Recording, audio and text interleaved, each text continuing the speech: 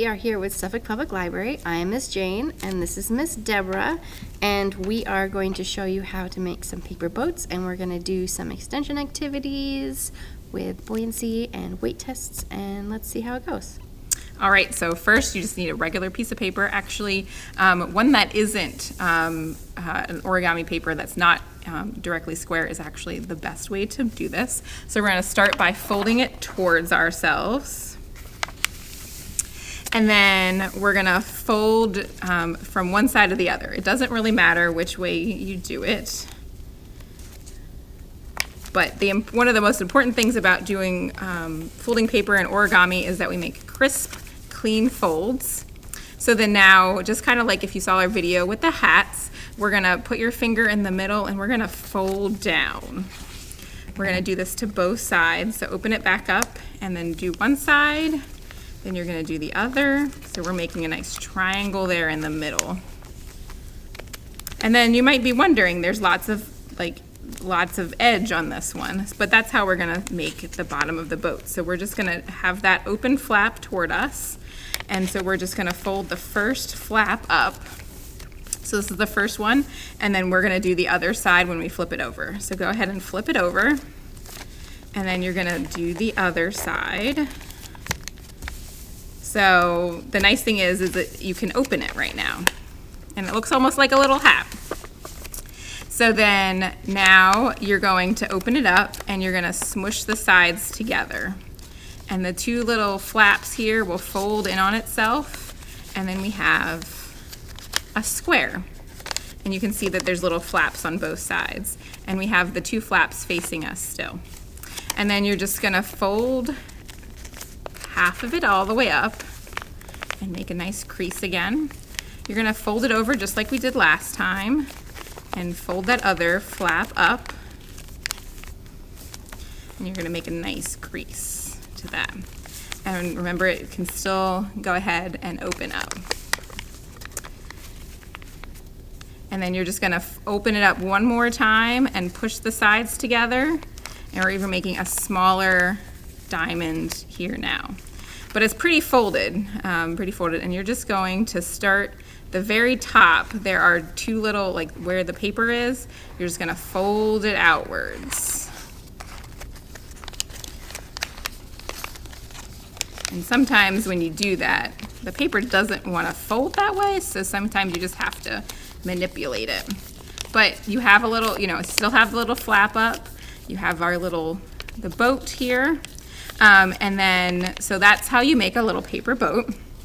And then we're going to go ahead, and there's lots of different things you can do with this. You could put it in a sink or a tub.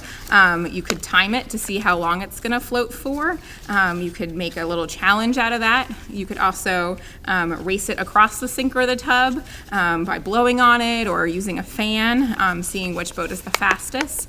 But right now we're gonna demonstrate that you can use it with weights. And so we're gonna put our little boats in the water here soon, and we have marbles and those glass beads in the cups, but you can also use beans or really any other weights that you have around the house, maybe rocks from outside.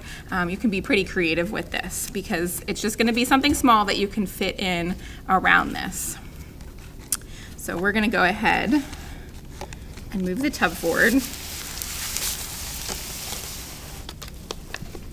But they get pretty soggy pretty quick, so you want to, be all ready for it. Move quickly. Yes. And you'll see that my boat looks a little different than Miss Deborah's boat, and I'm a little curious if it's gonna float differently than hers.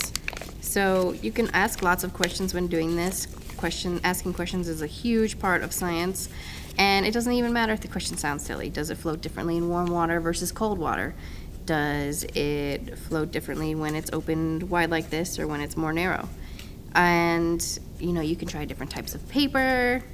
You could even do this with maybe like a piece of tin foil, and the tin foil wouldn't get soggy like a piece of paper would, and maybe that would float longer and hold the marbles better, or whatever you're using for a weight. And all right, I'm gonna put my boat in the water. And they float because of surface tension. Yeah, and that the buoyancy. You can talk about buoyancy and Archimedes' principle. And weight disbursement is also a good one here, because if you put all your marbles on one side of the boat, then it's probably going to tip over because it's too heavy on that side. So we've gotten up to 25 marbles in one of our boats so far. So you'll have to tell us how many that you got up to, or rocks, or whatever weight that you were using in yours. I can definitely see my boat starting to get a little soggy. Oh, I did made my sides too small. Oh, it's sinking. Oh, mine sunk. Oh no, it's still going. But Keep going, Jane. I can do it. We will fit all the marbles. Oh, I don't think it's I floating don't know. anymore. I think it's sitting down. Yep. My boat got tired. But that's how you make paper boats, and a different activity that you can do. And so we challenge you to show us what your boats look like, and what weights you used, how many you got up to if you were doing marbles or rocks or something like that. And so we challenge you. We would like to see what you've done and the number that you got up to, and just tag us at Suffolk Public Library. So thanks for joining us today. Bye.